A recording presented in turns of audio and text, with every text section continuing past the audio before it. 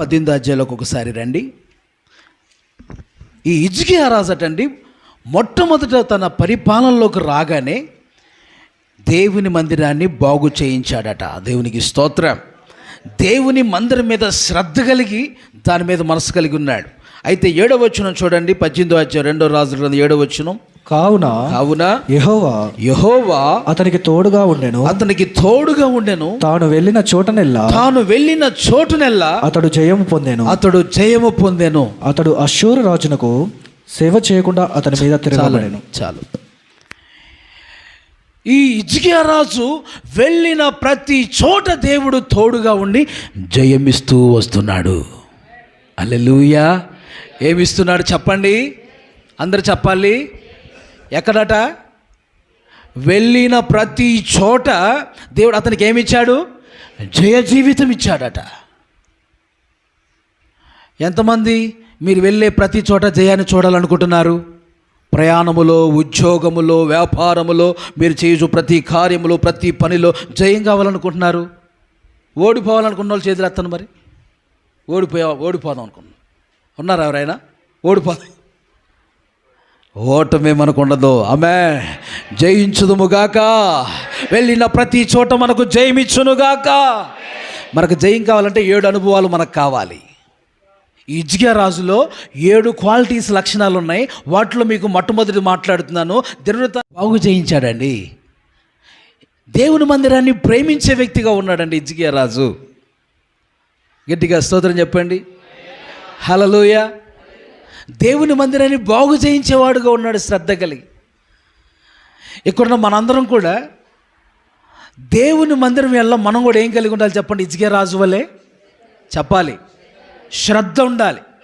ఎప్పుడెప్పుడు మందిరానికి వెళ్ళాలా, ఎప్పుడెప్పుడు కనబడాలా సన్నిధిలో అని ఆశ, శ్రద్ధ, మనస్సు కలిగి ఉండాలి. ఆ మందిరాన్ని ప్రేమించేవారుగా మనం ఉండాలి. ఆమేన్.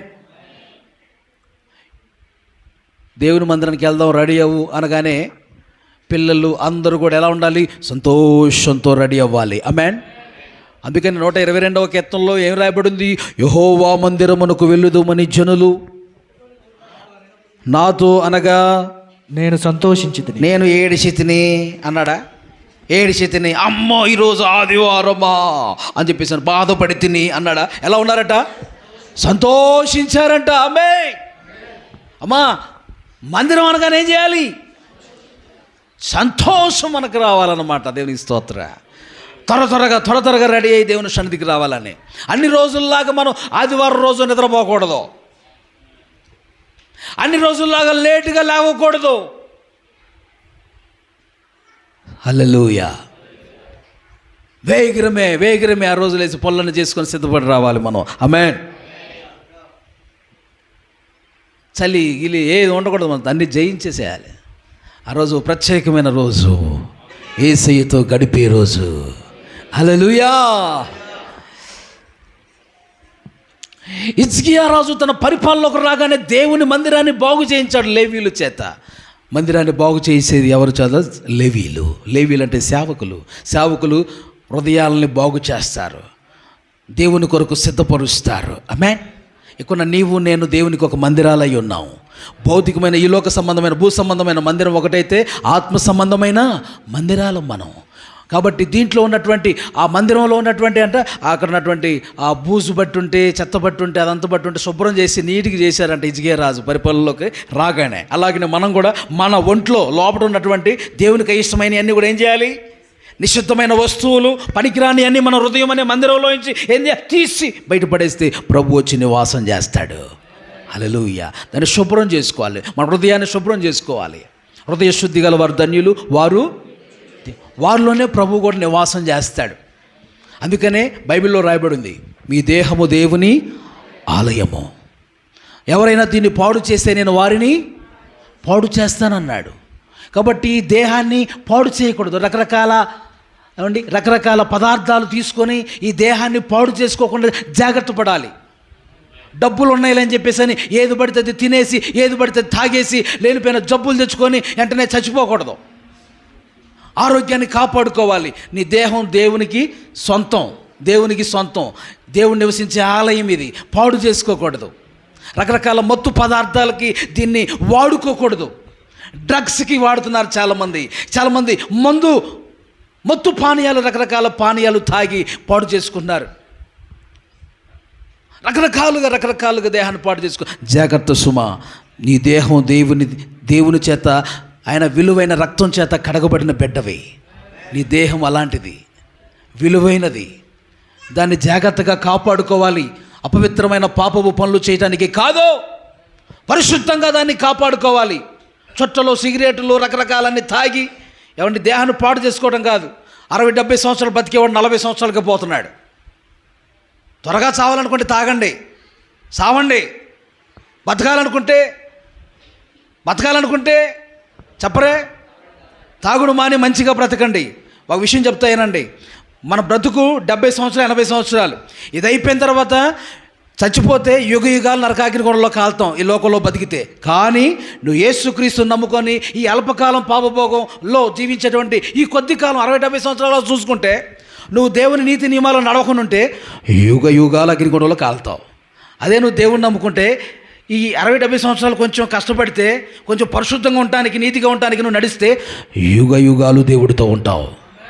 యుగాలు నరకంలో కాలుతావా? లేకపోతే ఈ 60-70 సంవత్సరాల కోసం కొంచెం జాగ్రత్తగా నీతిగా బతికి యుగాలు దేవుని రాజ్యంలోతో, పరలోక రాజ్యంలో బంగారపు వీధుల్లో దేవుని స్తుతిస్తూ ఉంటావా? చెప్పండి బ్రదర్స్, చెప్పండమ్మా. ఈ అల్పకాలము పాపభోగము 60-70 సంవత్సరాలు ఏమండి తో జీవితం అంతా ముగించబడట్లేదు. మనకి నిత్యం జీవించే జీవితం ఉంది. ఈ కొంచెం కాలం పోరాడదాం, పాపంతో పోరాడదాం, లోకంతో సాతానుతో పోరాడి పరిశుద్ధంగా బ్రతుకుదాం. యుగాలు యేసయ్యతో ఉందాం. ఆమేన్. సీసాకి ఓడిపోవద్దు, చిన్న దానికి ఓడిపోవద్దు. అవండి 6 అడుగుల మనిషి, 5 అడుగుల మనిషి, 6 అడుగుల మనిషి 5 అంగుళాల చుట్టకి, 6 అంగుళాల చుట్టకి లొంగిపోతున్నాడు, ఓడిపోతున్నాడు. చిన్న సీసాకి చూసి పడిపోతున్నాడు, ఓడిపోతున్నాడు. మనం ఓడిపోయే కాలం కాదు ఇది, జయించాలి. ఆమేన్, హల్లెలూయా. జయించాలి. దేవుని మందిరాన్ని మనం పరిశుద్ధంగా జాగ్రత్తగా చూసుకుందాము గాక. హిజ్కియా రాజు తన పరిపాలనలోకి రాగానే ఏం చేశాడు? దేవుని మందిరం వెళ్ళా శ్రద్ధ కలిగి దాన్ని బాగు చేశాడు. దేవుని మందిరాన్ని ప్రేమించేవాడుకున్నాడు. మనం అలా ఉంటే మనం వెళ్ళే ప్రతి స్థలములో దేవుడు మనకేమిస్తాడు? తోడుండి జయమిస్తాడు. నెంబర్ 2, 2వ పాయింట్లోకి వస్తున్నాను.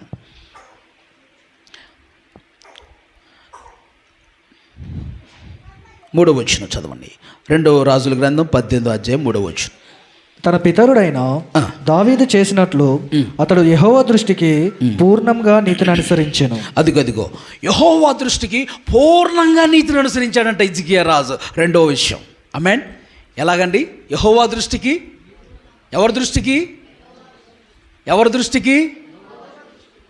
మనుషుల దృష్టికి నీతిని అనుసరించి బతకటం కాదు, భక్తి చేయటం కాదు. మనుషుల దృష్టిలో దేవుడు చూస్తున్నాడని నిజమైన భక్తి చెయ్యాలి. ఆమేన్. మీకు ఆ మధ్య చెప్పాను, ఒక సహోదరి, ఒక ఆమె ప్రార్థన చేస్తుందట. పాస్టర్ గారు బైక్ శబ్దం విని డుగుడుగుడుగుడుగానే బుల్లెట్ వేసుకుని వచ్చాడట. అమ్మో పాస్టర్ గారు వచ్చారని ప్రార్థన చేస్తున్నట్ట, మోకాలేసి ప్రార్థన చేస్తున్నట్ట.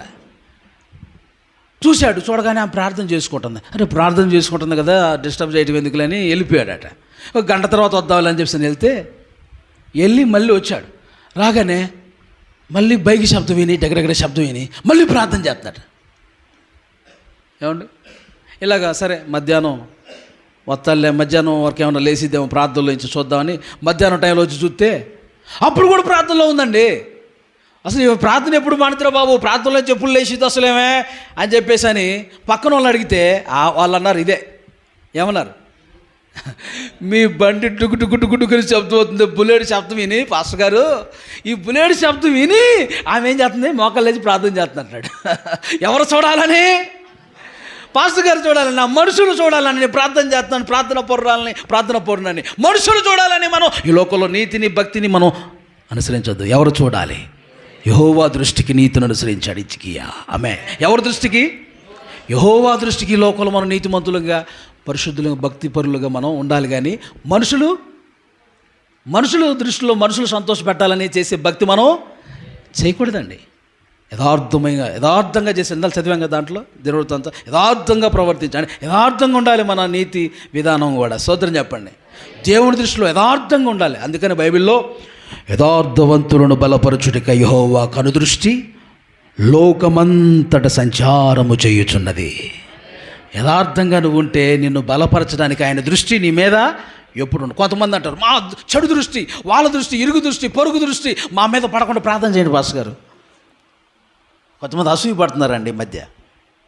మేము ఇల్లు కొనుక్కున్నామని, మేము కారు కొనుక్కున్నామని, మేము అలా ఉన్నామని, ఇలా ఉన్నామని మా స్థితి చూసి కొంతమంది అసూయ పడుతున్నారు. వాళ్ళ దృష్టి, వాళ్ళ కళ్ళు మా మీద పడకుండా ప్రార్థన చేయండి. నేను అన్నాను, యేసయ్య కళ్ళు నీ మీద ఉన్నంతకాలం ఎంతమంది కళ్ళు నీ మీద పడ్డా ఏం కాదు. ఆమేన్ చెప్పండి. యేసయ్య దృష్టి నీ మీద ఉన్నంతకాలం ఎంతమంది దృష్టి నీ మీద పడ్డా ఏం కాదు. ఆమేన్, హల్లెలూయా. సౌలు విషపు చూపు దావీదు మీద పడింది. అయితే సౌలు కుటుంబం డౌన్ అయిపోతుంది, దావీదు కుటుంబం అంతకంతకు ప్రబలుతూ ఉంది. ఆమేన్. ఎందుకని అసూయ పడే వాళ్ళందరూ వాళ్ళే కృషించిపోతారు, దిగజారిపోతారు. ఎంతమంది అసూయ పడ్డా నేను చెప్తున్నా. ఇక్కడ మీరు ఎవరైనా అలాంటి తలంపుతో ఉన్నారా? ఆ తలంపు తీసేసుకోండి. యేసయ్య కళ్ళు, యేసయ్య దృష్టి నీ మీద ఉన్నంతకాలం మీరు వర్ధిల్లుతూనే ఉంటారు, మీరు ప్రబలుతూనే ఉంటారు, మీరు ఆశీర్వదించబడుతూనే ఉంటారండి. హల్లెలూయా. దేవుడి దృష్టి నీ మీద ఉంది, భయపడకండి. ఎవరి దృష్టి? యేసయ్య కళ్ళు నీతిమంతుల మీద, యథార్థవంతుల మీద ఆయన నీతిమంతులు ఆయన కళ్ళు చెవులు ఉంటాయి. Praise the Lord. కాబట్టి హిజ్కియా రాజు వలె మనం యెహోవా దృష్టికి నీతి నగపరచువారుగా ఉందముగాక. ఎవరి దృష్టికి? యెహోవా దృష్టికి నీతిమంతులుగా ఉందముగాక. మనుషుల దృష్టికి కాదండి, మనుషులను సంతోషపెట్టాలని కాదండి. మనం నీతిని, భక్తిని, యథార్థతను నగపరచాల్సింది. దేవుడు చూస్తున్నాడనే నీతిని, భక్తిని మనం చేయాలి యథార్థంగా. Praise the lord. హల్లెలూయా. నీ భక్తి నీకు ధైర్యాన్ని, రోషాన్ని పుట్టించింది. దేవునికి స్తోత్రం. నెంబర్ 3, 3వ పాయింట్లోకి వస్తున్నాను. 3వ విషయం అక్కడ చదవండి, కింద వచ్చినాం. ఉన్నత స్థలములను కొట్టివేసి విగ్రహములను పగలగొట్టి దేవత స్తంభములను పడగొట్టి మోషే చేసిన ఇత్తడి సర్పమును చిన్న భిన్నములుగా చేసెను. చిన్న భిన్నములు చేసిన. చాలండి, ఇది చూడండి ఒకసారి. విగ్రహారాధన అంటే దేవుడికి నచ్చంది. ఏంటది? విగ్రహారాధన అనేది దేవుడు నచ్చనిది. అంటే దేవుడు ద్వేషించేది. ఎవరు ద్వేషించేది? దేవుడు ద్వేషించేది. ఇప్పుడు కారు చేసిన వాడు గొప్ప, కారు గొప్ప. కొండలను సృష్టించిన వాడు గొప్ప, కొండ గొప్ప. ఆమేన్. అంతే కదా. మరి అన్ని సృష్టించిన సృష్టికర్తను పక్కన పెట్టేసి నువ్వు ఆ సృష్టిని నువ్వు పూజించి ఆరాధిస్తే ఆయనకి ఏం రాదు? కోపం రాదా? ఆయనకి అదే మరి కోపం దేవుడికి.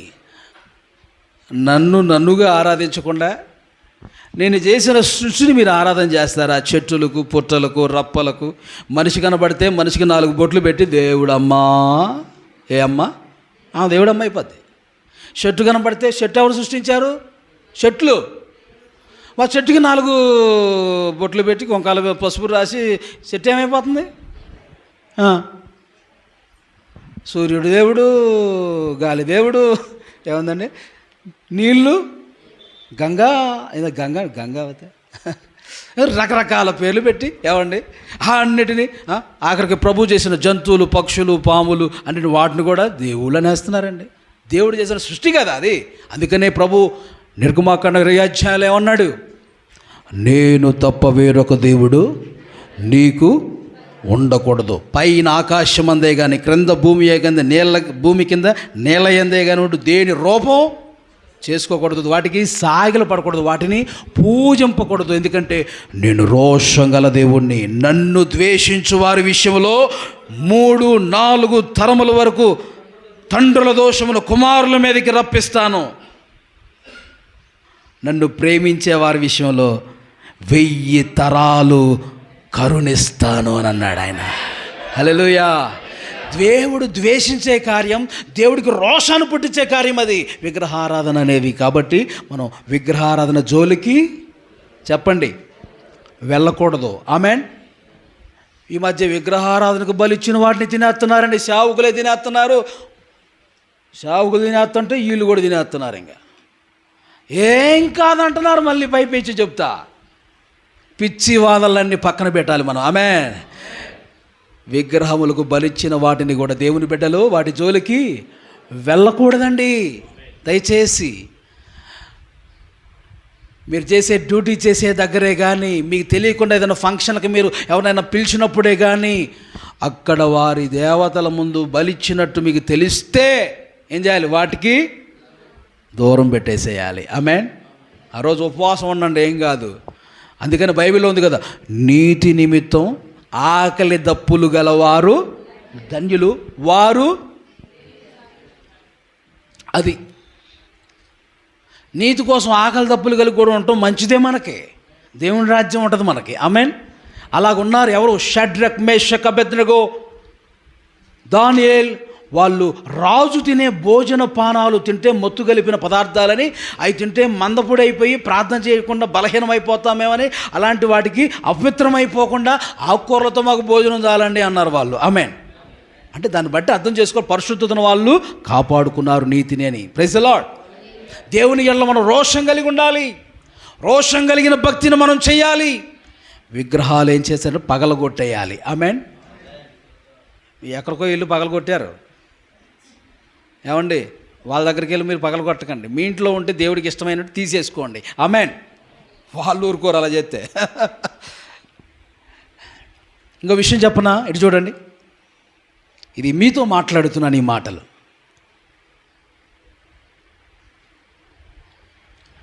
కొంతమంది ఇంట్లో ఉంటున్న విగ్రహాలు, కొంతమంది ఒంట్లో ఉంటున్న విగ్రహాలు. ఒంట్లో ఉన్న విగ్రహాలు కూడా తీసేసుకోవాలి. ఏంటి ఒంట్లో ఉండేవి? ధనాపేక్ష వలనైన విగ్రహారాధన అని ఉంటుంది. ఏ విగ్రహం? ధనాపేక్ష. అంటే ఈరోజు కూడా పనికి వెళ్ళిపోతారు. చూసారా వాళ్ళు ఎలాంటి వాళ్ళు? ధనాపేక్ష అనేది వాళ్ళకి ఒక విగ్రహారాధన లాంటిది. డబ్బు కోసం చర్చియే మానేసి వెళ్తున్నారంటే వాళ్ళు విగ్రహారాధన చేస్తున్నారని. అంటే డబ్బే వారికి ఏమైపోయింది? దేవుడు అనండి. డబ్బే వారికి ఏమైపోయింది? కొంతమంది కడుపే దేవుడు అనండి. కడుపు దేవుడు. వాళ్ళు కడుపు నింపుకుంటే చాలు అన్నట్టుగా ఉంటారు కొంతమంది. అదొక విగ్రహం. అంటే దేవుని కంటే, నా మాట అర్థమవుతుందా? దేవుని కంటే వేరేది నువ్వు ఎక్కువ ప్రేమించావంటే అది నీకేమవుతుంది? విగ్రహమే. మరి అలాంటి విగ్రహం నీలో ఉందా? దేవుడి కంటే ఎక్కువ దేన్నన్నా ప్రేమించే విగ్రహం నీలో ఉందా? అదేం చేయాలి? తీసేసుకోవాలండి. ధనాపేక్ష అనేది ఒక విగ్రహారాధన. అంతేకాదు, మూర్ఖత్వం వగపరుచుట మాయా విగ్రహంతో సమానం అన్నాడు. ఏంటది? చెప్పాలి. మూర్ఖతను అగపరుచుట మాయా విగ్రహంతో. అంటే మూర్ఖత్వం అనేది కూడా ఒక విగ్రహారాధన. మూర్ఖత్వం కూడా మళ్ళీ ఉండొచ్చా? మూర్ఖత్వం కూడా ఉండకూడదు. అలాంటి విగ్రహాలు కూడా మనం తీసేసుకోవాలి. దేవుడు మెచ్చనివి విగ్రహారాధన ఒకటి, వ్యభిచారం, 2 పాపాలు దేవుడు నచ్చు. దేవుడు కోపం వాళ్ళ మీదకి శీఘ్రంగా వచ్చి నశించిపోతారు. బైబిల్లో బిలాము అనేటువంటి వాడు అలాంటి బోధే చేశాడు. విగ్రహాలకు బలిచ్చిన వాటిని తినమని, ఇజ్రాయెల్కి పెట్టమని. అలా అన్ని స్త్రీలతో పాపం చేస్తే దేవుడికి కోపం వచ్చింది. దేవుడు ఆటోమేటిక్గా ఆయనే తన శిక్షను పంపించి ఇజ్రాయెల్ని లేకుండా చేస్తాడు, దేవుని బిడ్డలని వాళ్ళ సంఖ్య తగ్గేలా చేస్తాడని బోధించాడు అలాగా. కాబట్టి మనం చాలా జాగ్రత్తగా ఉందముగాక. కాబట్టి ఈ యొక్క హిజ్కియా రాజు తన పరిపాలనలోకి రాగానే విగ్రహములను ఏం చేశాడంటే రోషంతో, దేవుడికి నచ్చనిది, దేవునికి ద్వేషాన్ని పుట్టించే కార్యము, దేవుడికి ఏది నచ్చదో అదే రోషం మనం కూడా కలిగి ఉండాలి. దేవుడు ఏది ద్వేషిస్తాడో మనం కూడా అదే ద్వేషించేవారుగా ఉండాలి. ఆమేన్. దేవునికి చెందవలసిన మహిమ దేవునికి చెందేలాగా మనం చేయాలి. హల్లెలూయా. అది దేవునికి స్తోత్రం చెప్దాం. హల్లెలూయా. ఎన్ని విషయాలు చెప్పాను మీతో? 1, హిజ్కియా రాజు దేవుని మందిరాన్ని శ్రద్ధ కలిగిన వాడుగా, ప్రేమించేవాడుగా ఉన్నాడు. 2వది, యెహోవా దృష్టికి నీతిని అనుసరించిన వాడు. 3వది, ఉన్నత స్థలంలో ఉన్న విగ్రహములను ఆయన కూల్చివేశాడు. అంటే రోషం కలిగిన వాడుగా ఉన్నాడు దేవుడి కోసం. దేవుడు ఏదైతే దేవుడు ద్వేషిస్తాడు అదే ద్వేషించేవాడుగా ఉన్నాడు. మనం కూడా అలా ఉండాలి. అలాగనే ఏదైతే దేవుడు ఓర్వలేడో అది ఓర్వలేని వాడుగా ఆ రోజు పినేహాసు ఉన్నట్లుగా ఏమండి, అలానే దేవుడు ఏదైతే ఓరవలేడో, ఏది ద్వేషిస్తాడో మనం అలా ఉండాలని ప్రభువు నేర్పిస్తున్నాడు. తర్వాత కింద వచనాలు చదవండి, 5వ వచనం చదవండి. అతడు ఇశ్రాయేలుల దేవుడైన యెహోవా యందు విశ్వాసం ఉంచిన వాడు, అతని తర్వాత వచ్చిన యూదా రాజులలోనూ అతని పూర్వీకులైన రాజులలోనూ అతనితో సమమైన వాడు ఒక్కడునూ లేడు. ఆమేన్, హల్లెలూయా. అందుకనేనండి ఇతను ఏలుబడిలో ఇతను వెళ్ళిన ప్రతి చోట జయం పొందుతున్నాడంటే కారణం ఏమండి, ఇలాంటి మంచి లక్షణాలు ఆయనలో ఉన్నాయి. హల్లెలూయా. ఇలాంటి స్వభావాలు మనం కూడా కలిగి ఉండాలి. విశ్వాసం కలిగిన వారుగా దేవునిలో మనం ఉండాలి. ఆమేన్. విశ్వాసం ఉంటే విశ్వాసం వల్ల జయిస్తామన్నాడు దేవుడు. విశ్వాసం దేవుని బిడ్డల్లో ఉండాలి. మనలో ఏముండాలి? విశ్వాసం. చెప్పండి అమ్మ అందరూ, విశ్వాసం ఉండాలి. దేవుని ఎద్దకు వచ్చి మనం ఆయన ఉన్నాడని, ఆయన వెతికితే ఫలం దయచేస్తాడని, కార్యాలు చేయవాడని మనం విశ్వాసంతో ఉండాలి. విశ్వాసంతో పాటు క్రియలు కలిగిన జీవితం కలిగి మనం ఉండాలి. ఆమేన్. క్రియలు ఉండాలి, మంచి క్రియలు మనలో ఉండాలి, నీతి క్రియలు మనలో ఉండాలి, సత్క్రియలు మనలో ఉండాలి. హల్లెలూయా. విశ్వాసం నమ్మికుంటే సరిపోదు.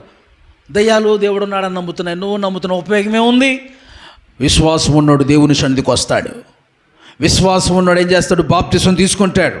విశ్వాసం ఉన్నాడు ఏం చేస్తాడు? బాప్తిసం తీసుకొని ప్రభు శరీరము రక్తము మానకుండా తీసుకుంటాడు.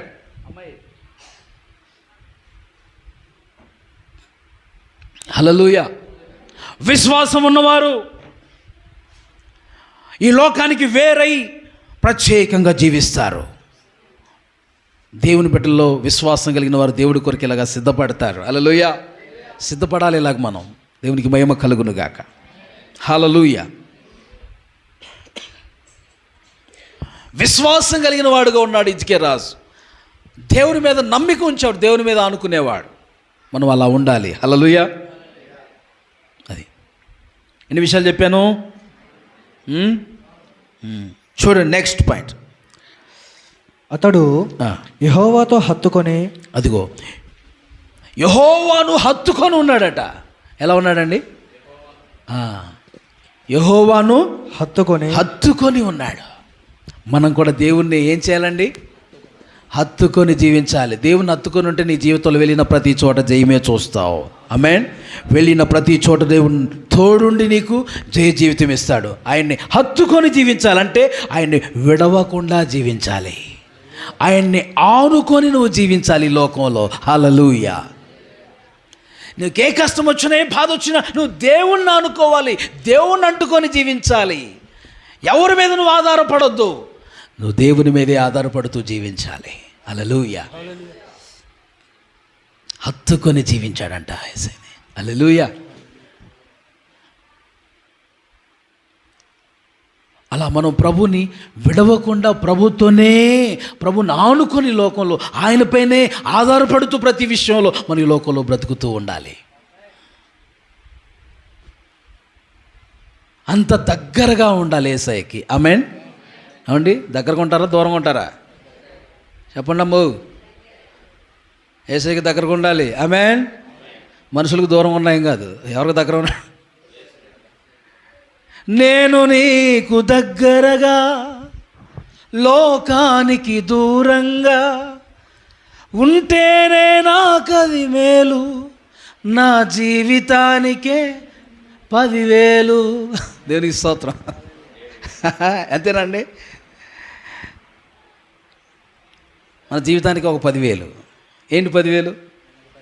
ఆయనకి దగ్గరగా ఉండటమే 10,000. దేవునికి స్తోత్రం. ఇంకా పెంచుకోండి మీరు.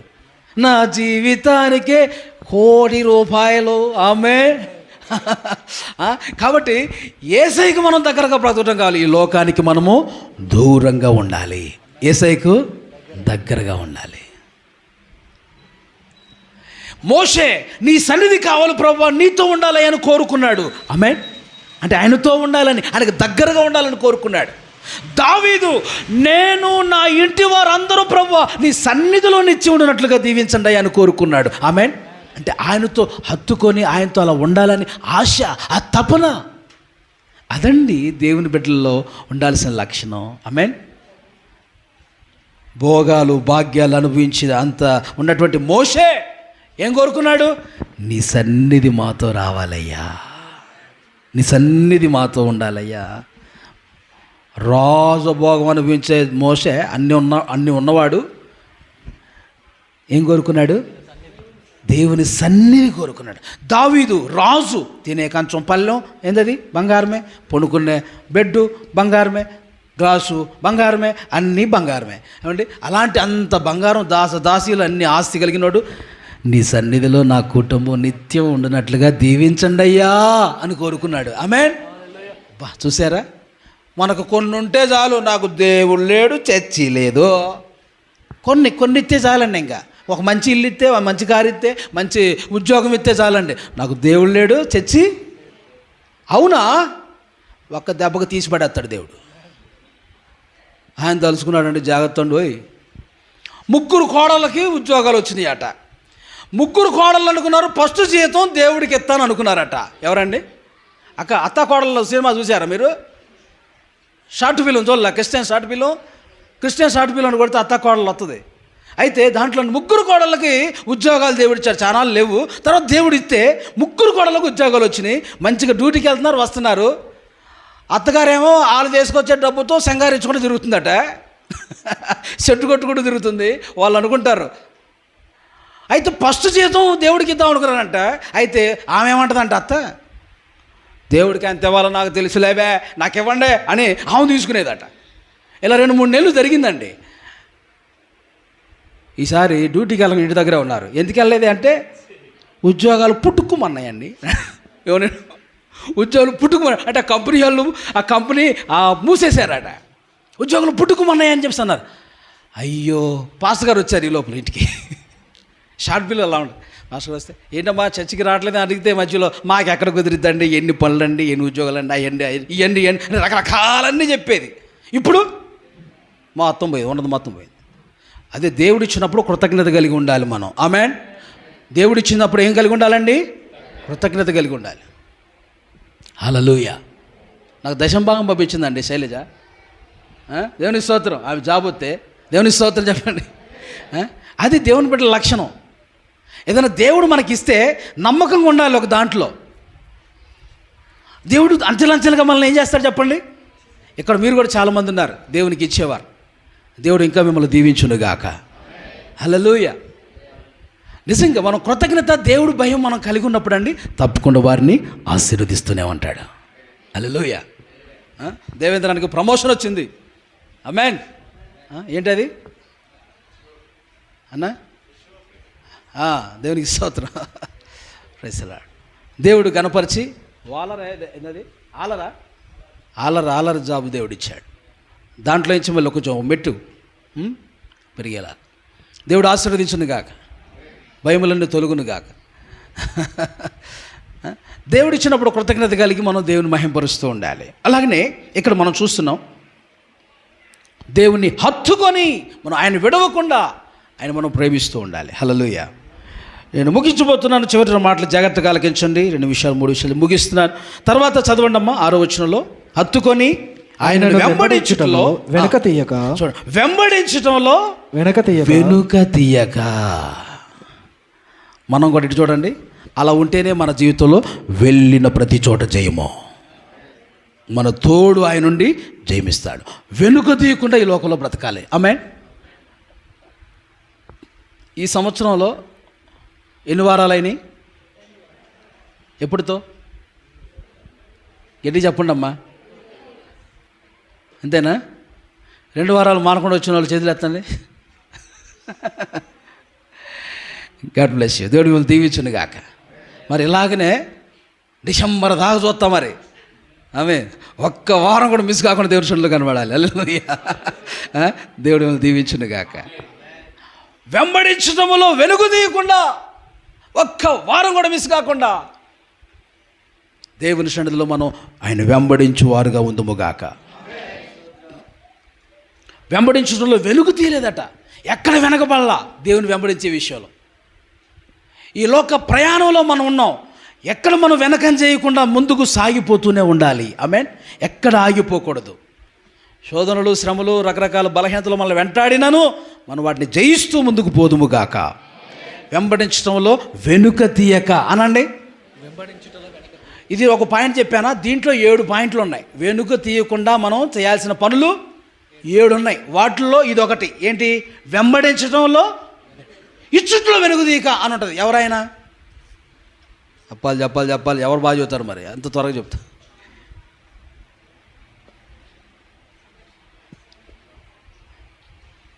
వెనక తీయలేదట ఆయన. చెబుతున్నారు కానీ ఎందుకు డౌట్గా చెబుతున్నారు. అబ్రహాము తనకి దేవుడికి తన కుమారుని ఇచ్చే విషయంలో వెనుక తీయలేదంటే దేవుడికి ఇచ్చే విషయంలో వెనుక తీయని వారుగా ఉండాలని అది పాయింట్. ఆమేన్. ఇక్కడ ఏంటి? హిజ్కియా రాజు వెంబడించడంలో వెనుక తీయలేదట. ఆమేన్. హెబ్రీ పత్రికలో ఉంటుంది, విశ్వాసములో వెనుక తీయని వారంగా ఉంటే దేవుని ఆత్మకు సంతోషం అని ఉంటుంది. విశ్వాసంలో మనం వెనుక తీయని వారుగా ఉండాలి. ఆమేన్. మీకు ఇలా కొన్నే చెప్పాను. ఇంకా వెనుక తీయకుండా ఉండాల్సిన విషయాలు ఇంకా ఎన్ని ఉన్నాయి? 5 ఉన్నాయి. మొత్తం 7 రకాలు. 7 విషయాల్లో చాలామంది వెనుక తీస్తూ ఉంటారు. మనం వెనుక తీయని వారుగా ఉందుముగాక. హల్లెలూయా. ఒకవేళ ఆ సందేశం కావాలంటే నా యూట్యూబ్ ఛానల్లోనే ఉంది. మీరు ఒకసారి అలాగా పైకని చూసుకుంటే తెలుస్తుంది, కిందలో ఉంటుంది ఆ భాగంలో. చూద్దాం. వెంబడించడంలో వెనుక తీయలేదు.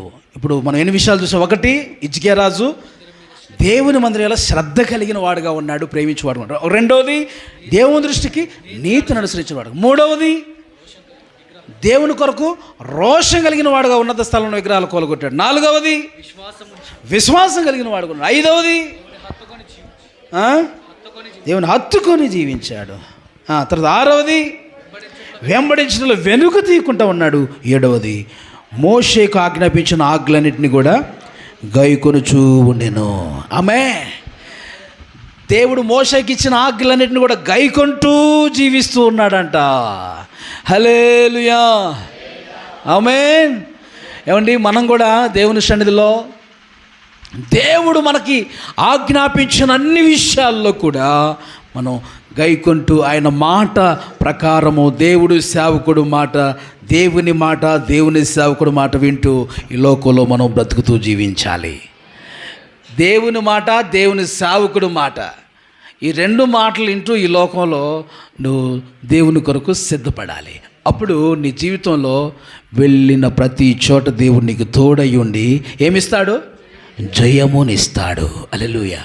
నువ్వు ఎక్కడికి వెళ్తావో, నువ్వు వ్యాపారంకి వెళ్తావా, వ్యాపారంలో, ఉద్యోగంలో, చదువులో ఓడిపోతున్నానండి, ఫెయిల్ అయిపోతామండి. ఎందుకు ఫెయిల్ అవ్వు? ఒక ఆయన అంట పెన్ను తీసుకొచ్చి ప్రార్థన చేయించుకున్నాడంట. పెన్ను ప్రార్థన చేస్తే పాస్ అయిపోతాడా? పెన్ను తీసుకొచ్చి ప్రార్థన చేయించుకుని అరే అది చేశాను, పెన్నుకు ప్రార్థన చేస్తే పాస్ అయిపోతా. చదవకుండా చదవాలి కదా, చదవాలి.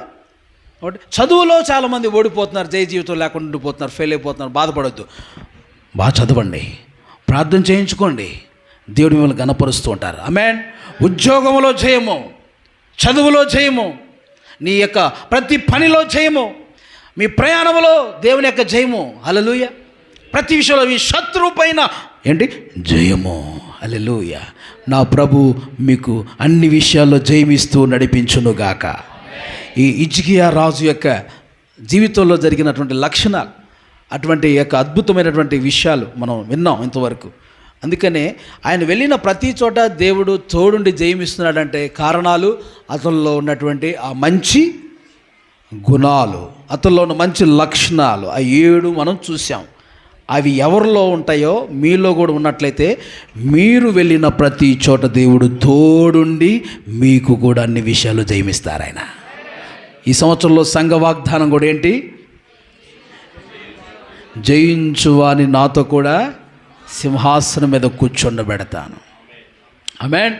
మనందరం ఏం చేద్దాం? జయిద్దాం. Praise the lord. ఓడిపోవద్దు. మనం ఎక్కడ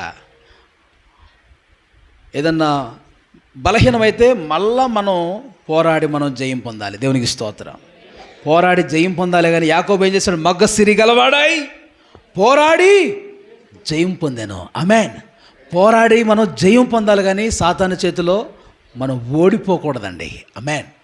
పోరాడదాం, పోరాడుతూనే ఉందాం. జయ జీవితాన్ని ఈ లోకంలో చూద్దాం. దేవునికి స్తోత్ర. అటు కృప పరిశుద్ధాత్మ దేవుడు దయచేయును గాక.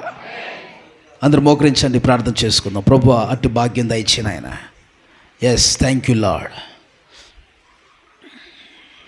ఎల్లవేళలా జయమే